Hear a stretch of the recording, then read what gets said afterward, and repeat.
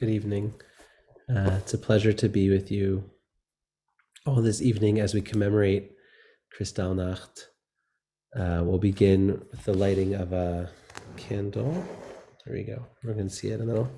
Let me put it right behind me.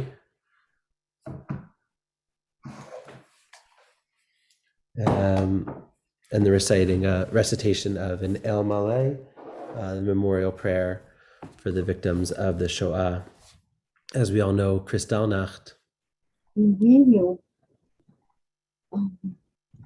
As we all know, Kristallnacht began on November 9th, 1938, and really launched a period of 48 hours of attacks on thousands of Jewish-owned businesses, homes, and schools, including 91 Jews who were murdered, and the first tens of thousands of Jewish men who were sent to labor and concentration camps.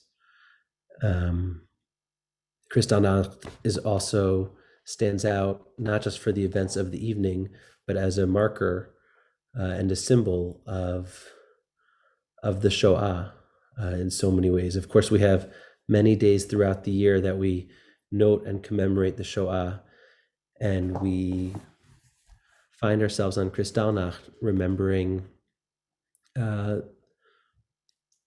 the events themselves, and also the recognition that there's moments in time which we latch onto as the beginning, or as a moment, as a turning point when things became worse. And that's this evening. So I'll begin with lighting a candle, followed by an El Malay for the victims of the Shoah. Those who are able may stand with me at that time.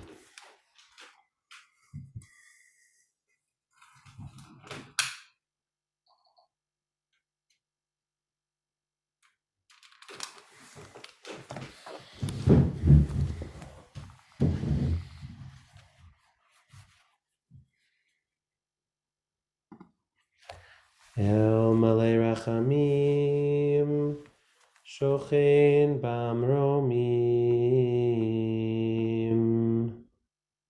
Hamitzei, Nucha Nechona Tachat Kanfei Hashchina, B'ma'alot Kedoshim Utorim, Kizor Harakia Masirim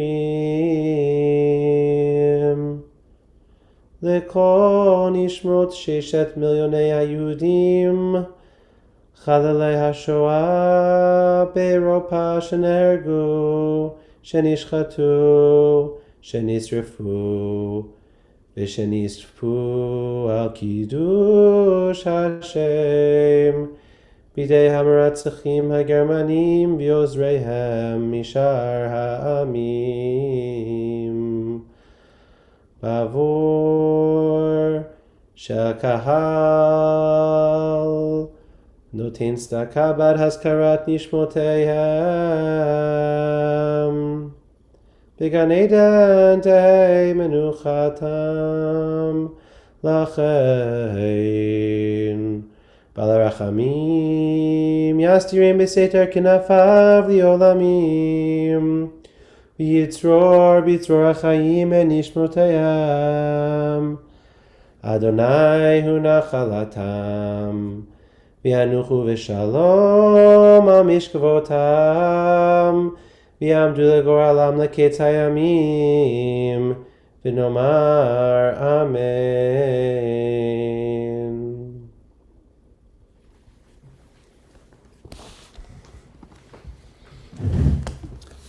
Tonight we have the real honor of hearing from Hector Goldman, who together with his wife Giselle live here in Riverdale. Community members across the synagogues, friends with so many who are here on this call, and I know there are also many family members who've joined us this evening on Zoom, and we are just so honored to have your parents and grandparents in our community. Hector Goldman is right now with Rabbanit Bracha at his home, and Rabbanit Bracha is going to do an interview, a conversation of sorts, to really be able to have an opportunity to hear Hector's unique story. Every story, of course, is unique, and Hector's is particularly special in terms of his actions and what he experienced. And without further ado, I'm going to turn it over to them.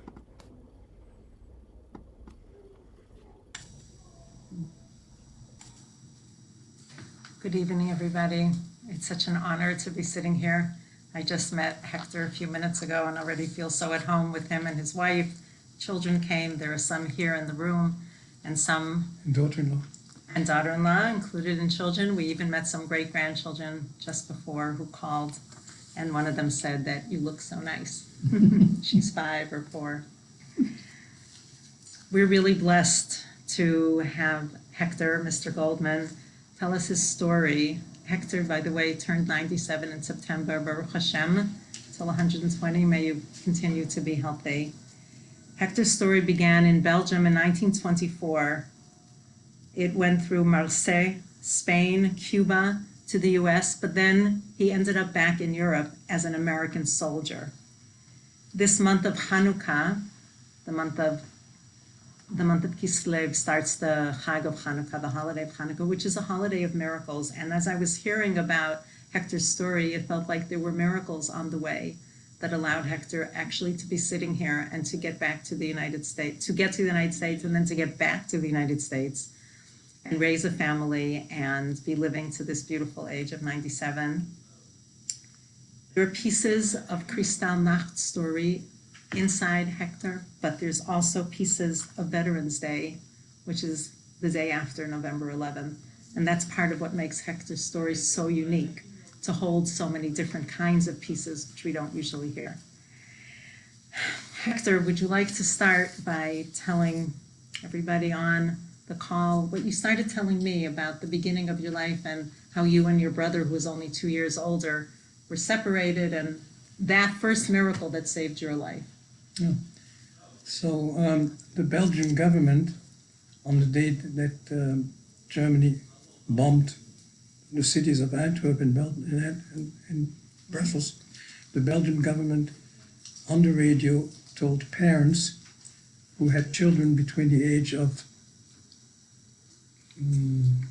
16 and 18 to send them to the train station. A train will take them to a small city called Rensselaer. You won't find the city on the map. And from there, they will take you to Ostend. Ostend is a seaport on the North Sea, and British ships will take you over to England to join the Belgian army. My brother was 18, so he would have been a soldier. I was 16. I wouldn't be a soldier yet, but my parents decided we should go together. And so we did. And on the road, I got a disease called erysipelas. Many doctors today never heard of it, I think. And erysipelas is a disease that in those days they didn't know how to cure. Today they have all kind of stuff. So they put me in a hospital, and my brother came the next morning. He says, we are going to Ostend and to England. What should I do? You want me to stay with you? So I figured I'll save his life. And I said, no, you stay with me. You go, and I'll take care of myself. So he went, and in Ostend, the Germans bombed Ostend, and he was hit by some kind of a bomb, and he was killed. Now, I didn't know this till I got back to Antwerp after I got well. My parents had left Antwerp already. I didn't know where they went, but I had an uncle who had stayed in Antwerp, so I went to live with them. And then I had another uncle named Uncle Felix. He was my mother's brother. He was a soldier in the Belgian army, and they were all taken prisoner to Germany, but the whole army was let free to go back to Belgium. And Uncle Felix told me, in those days they didn't ask you Jew or not Jew. They were not interested. The whole Belgian army was let go back. So he went back to Belgium, And he discovered a man, an Italian man who had a bus that was going from Brussels to Toulouse. Toulouse is all the way down in southern France, near the Mediterranean and near the Atlantic on the corner, so to speak. And my parents were in Marseille, so it would be easy to go to Toulouse and take a train and go to Marseille. So that's what we did. He gave me money, and I went to Brussels, and I got on that bus, and the bus went to Paris first, and then to Toulouse. And I have a story here that everybody likes to hear. I don't know why, but when I got to Toulouse, he parked the bus, and he maybe I should tell the story. I don't know the story. He parked the bus, and he says, "We're going to sleep in the bus." So I'm a big shot. I'm 15 years old. I said, "What do you mean, please, I have enough money for a hotel." He said, No, you stay in the bus." I said, "No, I'm not staying in the bus." I said, "Okay. You sure you want to?" I said, "Yes." Okay. So he took me to a place, and he opened the door, and he says, "This is your hotel." And he left. And believe it or not, in the corridor of that hotel, there were chairs, and each chair had a woman sitting on a chair. And an older woman comes to me. She says, "Which one do you want?" I look at her. I said, "Is she crazy or something?" I said, "I came here to sleep. What do you want?" So she looked at me. She said, some kind of a crazy guy's here. And by the way, I looked older than 16. I probably looked like 18 or 19. I said, "I came to sleep." So she gave me a key. I went upstairs at 3 in the morning. Bang, bang, bang. Police. Opened the door. So, okay. So I said to myself, "It's not the police. They came here. They wanted to steal my money." You were very young. I was very young. How much money I had already, you know. But so I opened the door, and it was indeed the police. They said, get dressed, and they took me to the police station. And no, wait a minute. Did I tell you? The police station. No, but oh yeah, okay. They took me to the police station, and after they looked at me, looked at my papers. By the way, I had false papers on me, but they didn't notice it, and they let me go. And I was able to go to Marseille. I went to the station. I got to Marseille. I went up to the Canebière. The Canebière is the main street in Marseille. Everybody knows the Canebière. And about half a mile up the Canebière was the street where my parents were. I made the right turn, and here I am. "Hi, I'm here." And of course, they didn't know that my brother had gone, you know? And I couldn't tell them. I didn't tell them. My uncle finally told them after quite some time. Yeah. That feels like such a heavy secret to have to carry. Yeah. So, and then Uncle Felix came, and he was a Belgian soldier, so they sent him to the Belgian Congo, which he was lucky that, you know. Anyway. Should we go from there? You moved, Yeah. your family went from there to where? To Spain, to Cuba? So from there, we went to Spain on a transit visa, and from Spain to Cuba. Okay? And we were lucky because lately I heard that Cuba, even though you had visas, they refused to accept you. And many boats were sent back and had to go back to Europe, back in the claws of the Nazis. Yeah. And I didn't realize it till lately. So anyway, we went to Cuba, and Batista was the president then. Apparently he was good to the Jews. There was a nice Jewish community there. And there was a rabbi there from Antwerp, I forgot his name now, famous rabbi.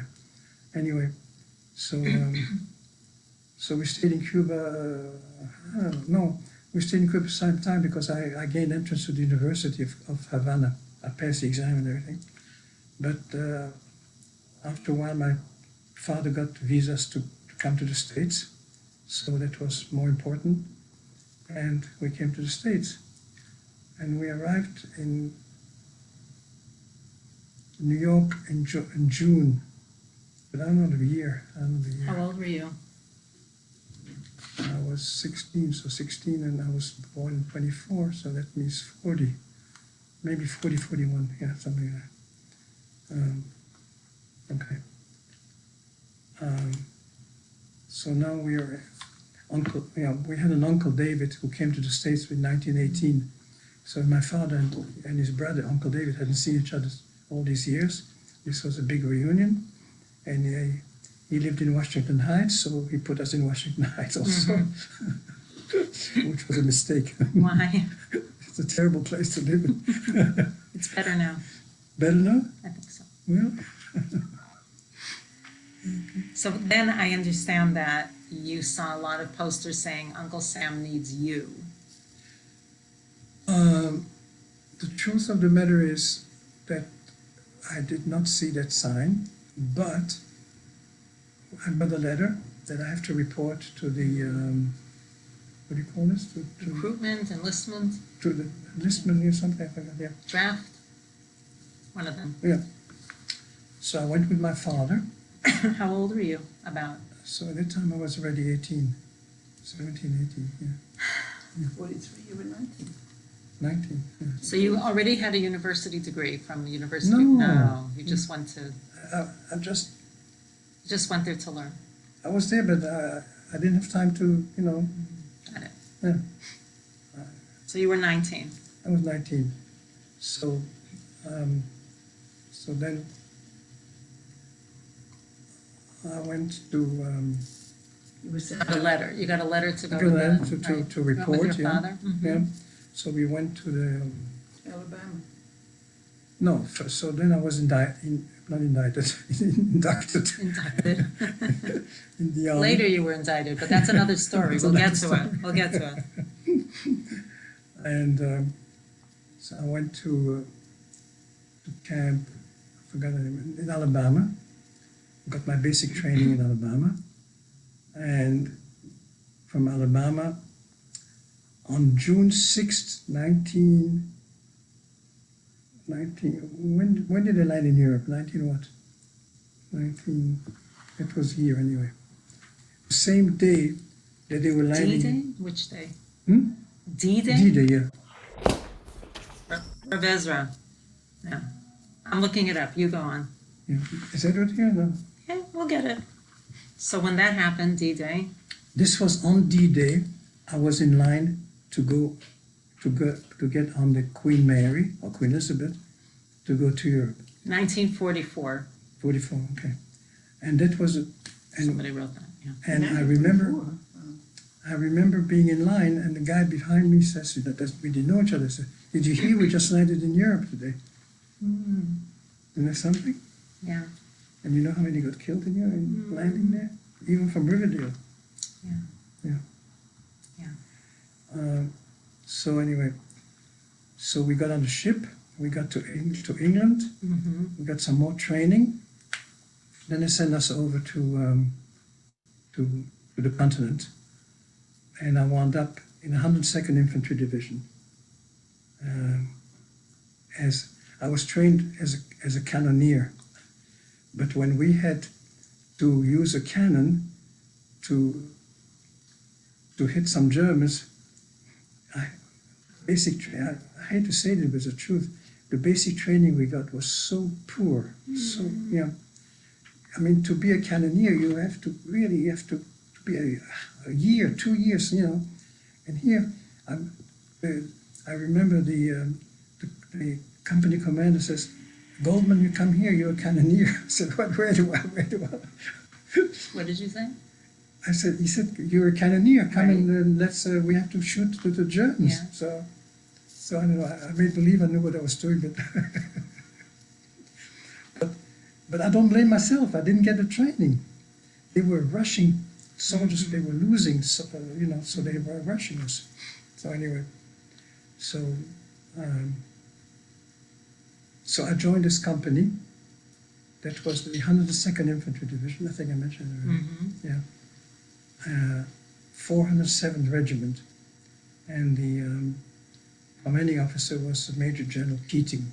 Mm. The reason I mention his name is because I became very friendly with him afterwards. Mm.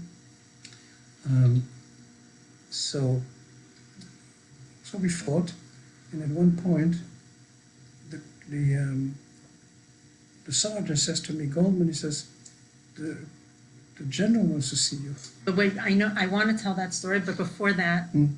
I would love for you to tell the story of how cold it was and how you used the foxholes that were left and the sniper story. Can you tell that first? Yeah, so they put us in foxholes, two to a foxhole. It was freezing. It was one of the coldest winters in Europe. And so you sit in the foxhole there for that night, in the morning, but I don't know which story. The story about that when you fell asleep and you were trying to get out of the foxhole and somebody said, keep your head down? Yeah. It was a sniper? Okay, because I heard some noise outside the foxhole. And the man I was sharing it with was a 37-year-old soldier. Mm-hmm. And they don't take you over 37. He was a very nice man from upstate New York, somewhere, I don't know where.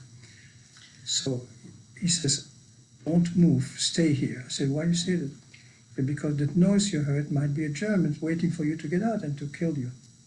Mm. Yeah. Anyway. So now you can skip to that Keating came to tell you that the general wants to see you? No. No. The company commander, who was, I forgot his name now, he says the general wants to see you. What's that got to do with the general? They well, you speak French, you speak German, you speak, and he needs an interpreter. He said, you want to go? I said, why no? Why shouldn't I go with the general? Who would say no? Who would say no, right? Let me think about it, yes. So they sent me to the general. His name was General Frank Keating. Mm. A wonderful man. And I became his interpreter and his bodyguard. So they gave me a special weapon. And anyway, so while being with him, I found out about some Jews who apparently, I didn't know, that they had been liberated from the concentration camp, and they had gotten together in some kind of a school, which wasn't far from where we were quartered as soldiers. So after 6 o'clock, we were free to do what we wanted. So I went to that school and talked to them. I have pictures of them. I introduced where I am and, what can I do for you? And the main thing they wanted to know is how can they get in touch with some family they have in the United States. Mm. I don't know if I was helpful to them, I don't remember. But as I left the compound, there was an MP, military police, stopping us. We were a few, you're under arrest. So I said, under arrest for what? He says, for fraternizing with enemy aliens. I said, what are you talking about? These are Jews. Oh, they just came out of concentration. You are under arrest. Talk to the wall. He didn't say that. I said it. Yeah.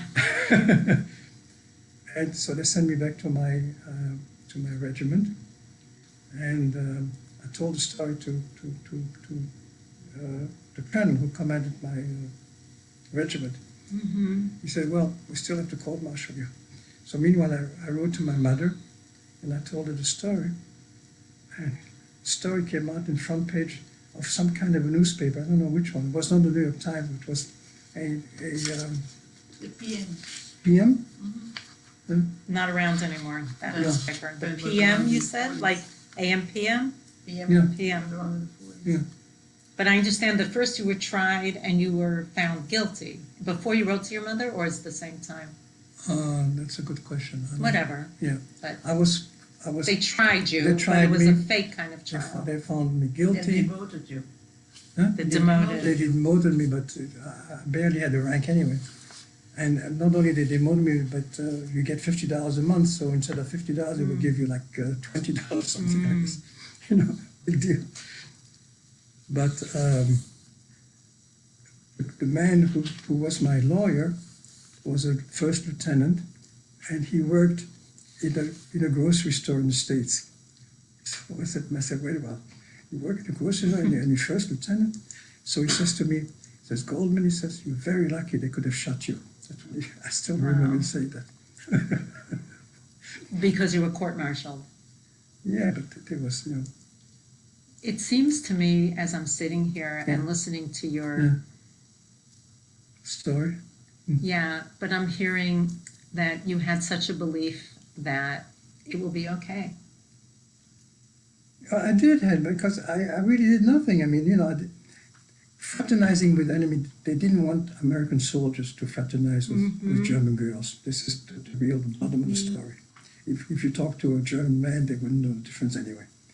And they wouldn't care. Okay. So, and I have to tell you another story, which is my own story. Most of the soldiers that I knew in Germany, my own buddies, they didn't even know what we were doing there in Germany. So as we took a town, a small town, a village, they took houses. They told the Germans to leave the house, and we occupied it till we go on, for a day or two, whatever. So we were upstairs in the house, a beautiful house, and there was a big piano there, a piano à queue. How do you call it in English? A piano à queue. Grand, baby grand. Baby, yeah, one of these big pianos, I guess, And Baby grand. And I have such. You want to know the name of the town? Hmm? You want to know the name of the town? No, un piano à queue. How do you say it in English? Quoi? Un piano à queue. Okay, it's one of these big pianos, not. And my hatred for the Germans was so big that I said, "What can I do here to?" So I said to my buddies, "You know something? Open the window and we throw the piano out of the window." And we did that. Wow. Yeah. They all went along with me. I still remember that. Wow. Wow. Yeah. So I don't know why I told the story. I think that shows that you can say it today and you can remember it. Yeah, but I remember doing it. But coming back to, so I wrote to my mother, and she contacted a congressman. I think his name was Congressman Seller. He was a Jew, I think. Mm-hmm. And the story came back, and they called me What were the Javits? no. My officer called me, and he says to me, "Private Goldman, you are now Sergeant Goldman." Did you go back up to $50? No, I never was a sergeant before. Ah. That's how they got out of it. Okay. So you were saved by your mother? Well, yeah, I was saved by her, but they themselves didn't think much of the case anyway. They had to court-martial because somehow this way, the army works in funny ways. Mm-hmm. That's true. Yeah. So. And how did you finish? So then we continued, and we stayed. There was a river called the Roer River, R-O-E-R. The reason I mention R-O-E-R because the famous river in Germany is called the Ruhr River, but it's R-U-H-R, and it's another river. But R-O-E-R is a small river, but we had to cross it in order to get into Germany. And the Germans were here and we were here. So pick up your hand so they can see that. Oh. Show again. The So Germans were in one place. We were here and the Germans were here. We could see them. Mm-hmm. And we were waiting to cross. I was playing poker there, and they were watching us. So then we crossed, and we were up for a long, long time. And one day, I wake up, and I look and say, "Where am I?" I had fallen asleep. I must have fallen asleep for 24 hours. I still remember like today. I was sleeping like on the ground, you know. And I look, I don't know the officer, I don't know the people there. And meanwhile, the sniper had seen me. That's the sniper. And I saw the sniper. And the bullet came right here. It's the truth. I heard the bullet come right here. Yeah. So anyway. Many miracles. Yeah. That's why I always wonder, you know. What do you wonder? A miracle could have happened for my brother too, but it didn't happen, you know. You did tell me when we were talking before, and you could share that perhaps, that you always wondered people feel they have control, and that you started telling me about that. No, you don't have control. You think you do, but you don't, you know. And through life, it was shared to me to marry this beautiful, wonderful woman. She's sitting right here next to us if you want to come say hello. If you want to say hello, he just introduced the beautiful, wonderful woman who's his wife. That's me? So that's you, yes, so I thought that was his first wife. come stand here. Oops, don't trip. Oh, say Hello. hello. So it was Bashert that you would meet her? The man I married, I fell in love with him in a Zionist organization where all the young people got together, the Belgian young people got together. I took one look at him and I said, he's mine. And he didn't know it. He said, I don't even know who you are. And that was in 1947 or 46. We got married in 48. We got engaged in 47, got married in 48. And I didn't let him go ever since. He's been trying to run away, but I didn't let him. Baruch Hashem. Thank you for coming in. Do you want to tell us the story, Giselle? Is that how you- Yes. Giselle brought over these show and tell, and we're going to ask Hector to tell us the story, but I want to read you. These are Pamutim, these are Shabbos candlesticks. Shabbos, Yes. Shabbos candlesticks. And it says here, I'm reading it. 1 minute. It says, to Hector Goldman, Commander, 1953-1954, from Jerome Shari Post. Shari Post, number 254, JWV. Do you want to tell us about that? Yeah, JWV is Jewish War Veterans. Ah, So I became the commander of this post, In the Diamond Club. Diamond Dealers Club. I'm a diamond dealer, so we had our own club, and we met in the club. So this, Jerome Shari was one of the members who passed away. that's right. Right. Jerome Shari was One of the the big- son of one of the diamond dealers. I knew him personally, who had been killed during the war. So they called the post Jerome Shari Post. Yeah. And Hector was commander, He was the most commander. successful year that they had ever had, when he was commander of the Jewish War Veterans Diamond Club people. beautiful. Is there something else you'd like to share in your story that you want to tell us your family, a little bit about your family? Family came much later. Okay. The family Kananaha. So in 1940, what year did we get married? 47? We got married in 48, 47, 40. and Judy, our first child, was born in 52. She lives in Israel right now. Because I right? was still going to school. Right. I was going to college. And And Judy lives in Israel, right? And she's a grandmother herself, right? Debbie is our second daughter, is our second child. She lives in Washington, D.C. D.C. She's a And lawyer. She's a lawyer. And Kananaha Edward is right here. He's our third child. Hi, Edward. Edward is our baby, and he's the grandfather of already seven grandchildren. Just six grandchildren. One on his way. One on his way next month. Kenya. Right. Beautiful. Thank A you. very busy guy with a very lovely wife, Deborah. Who's Hi, also here. Deborah.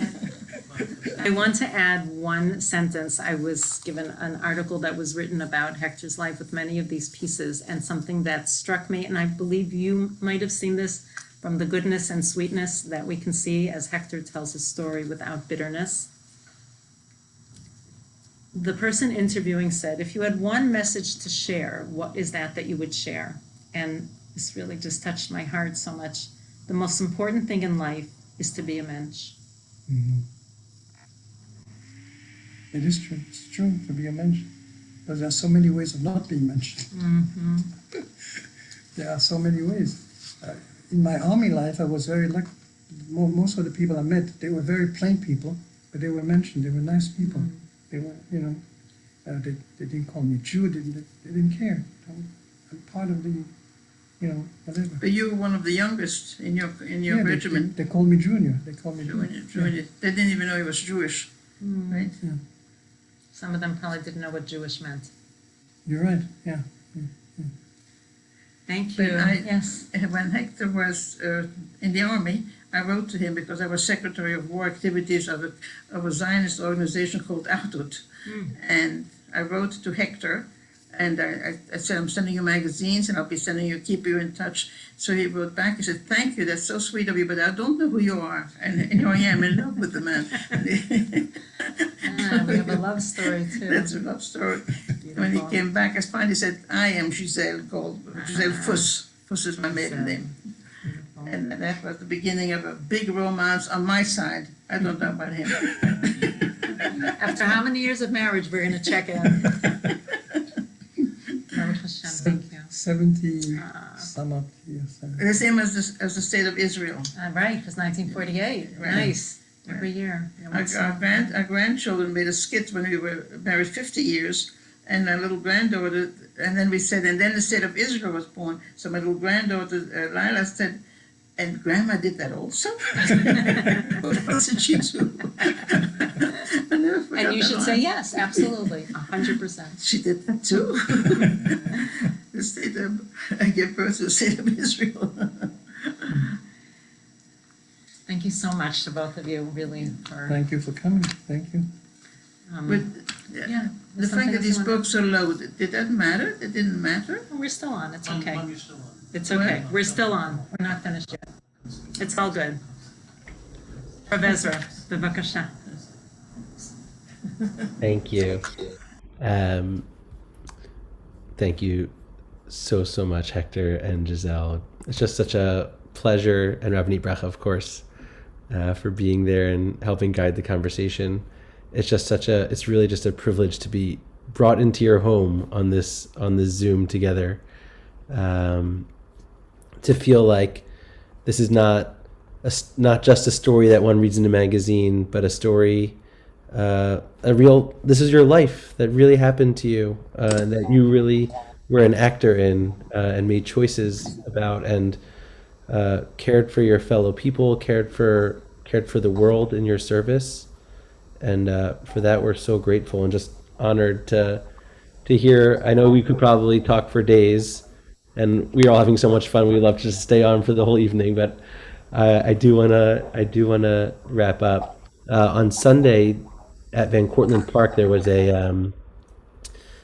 a memorial for Veterans Day, and there's this memorial grove which is for soldiers from the Bronx who fought in World War II, and the Jewish war veterans are very active in putting together this ceremony. I belong to them. You belong to the Jewish war veterans, exactly. And there's... You can't see, but it says JWV. JW, it actually is engraved in one of the Pamotim, JWV. 1953. Yeah. One of the things I was thinking about trees in particular, they have this memorial grove of these huge trees, is the way that trees tell a story. Trees bear witness. Trees last for, please God, for decades, if not over a century, and are very parallel to human beings. Ki adam eitz hasadehu, a person is like the tree of the field. And being with you, Hector, today, it makes me feel like the pasuk in Tehillim of Az yiranenu kol atzei ya'ar. Then all of the trees of the forest rise together in joy. That our time together on even a powerful, sad evening, commemorating sad events, is filled with memory and laughter and vitality from somebody who experienced what you experienced. And for that, we're we're just so grateful and honored. And I know, and I believe Rabbi Avi is on, and I know it's just a privilege to be part of a community and a Bayit that sees and hears and takes part and basks in the shade of the great oaks of those who share their stories and have lived through what they've lived through. And so thank you for gracing our community with your presence and you. your words this evening. Thank you. Thanks to all of you. Thanks to my wife and to children, 9.5 grandchildren, great grandchildren, and thank you. So you can I- see people are If there's any children or grandchildren who are on Zoom who want to unmute to say hello, we would love to hear from you. But no pressure. And I would respectfully ask that if you're not one of Hector's descendants or relatives at this time, to stay muted. Hi, Grandpa. It's Eitan from Seattle. Thank you so much for sharing, and I'm really happy that I was able to join in this last minute. Hi, Grandpa. It's Lila. Thank you for sharing. you're unmuted now. You can speak. Where's Lila? I don't see her. Lila, here she is. Oh, hi, Lila. Hi. Hi, it's Debbie and David. Debbie and David. Watching Hi, Debbie. BBC. Hi, Debbie. Hi, Devar. Hi, it's Debbie and David. Everybody. That's all right. No. Hi. This is wonderful. Hi, Lila. Hey, so nice. Thank Hello you. It was there. beautiful. Hector, you were great. Abba, you were wonderful. Thank you for sharing your story, Dad. Thank you. Thank you. Every time I hear your story, and Ima, every time I hear your story, it makes me cry. And even though I've heard it so many times, it's just so moving. And to think of all that you've lived through and how wonderful people you are, I think you're just an inspiration to all of us. So thank you. Thank you. Thanks to my wife. Wasn't the United States lucky to have Hector out of school? We won the war. He won the war. And then you created the state of Israel. Lila, do you remember that? Does Lila remember that? When she said that? And Grandma got the state of Israel too? What else did she do? Lila, hi, Amanda. Thank you so much. Who do you see? Can you see anybody? It's Edward, yeah, okay. Edward Dvor. Yeah. There's Eitan. No, Edward's there. Where? Hello, everybody. Hey, Dan. Hey, Lila. Where's Ethan? Right there on the right.